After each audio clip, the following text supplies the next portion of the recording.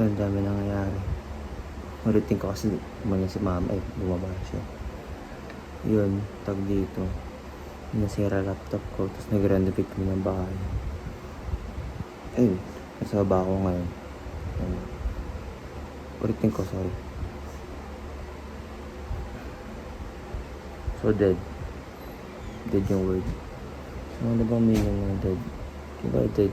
Patay. Diba? Or lifeless. Diba?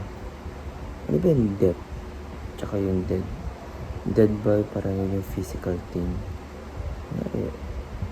Dead na si ganito. Dead na yung rat. Yung death.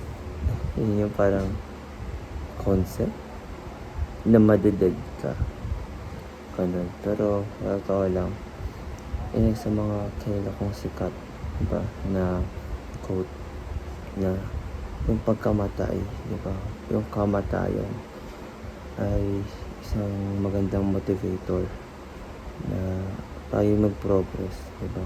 Huwag tayo magsayang ng oras at araw. Maganda siya, totoo lang.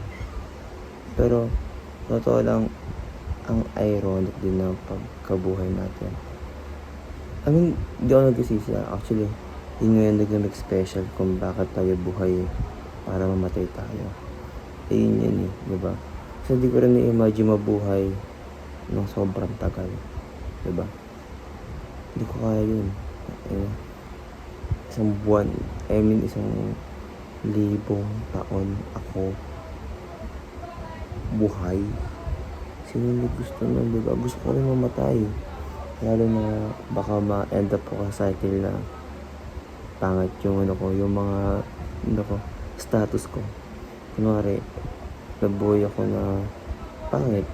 Imagine mo yung mabubuhay akong pangit sa matagal na buhay. I mean, may changes pero parang hindi ka gaganahan kumilos kasi buhay ka na matagal diba? Hindi ko alam kung ano na magiging basihan ng pagiging magaling kung di kasama yung pagkamatay.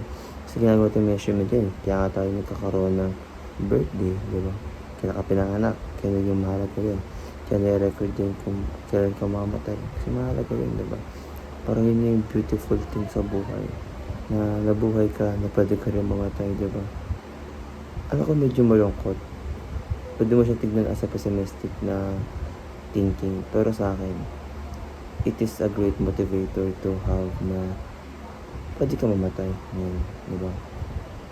Minsan, naisip ko, tumulong na lang ako, mamatay rin naman siya, di ba? Masaya, di ba? Ironic pakinggan. Pero maganda pakinggan na. Sa akin, yung concept ng death or dead na mamatay ka, it's a good reminder na hindi tayo permanente. Kaya gawin natin lahat na ikakasaya natin. Ayun lang. Time na siya. Kaya ako na mag-ingay kasi marami ng tulad.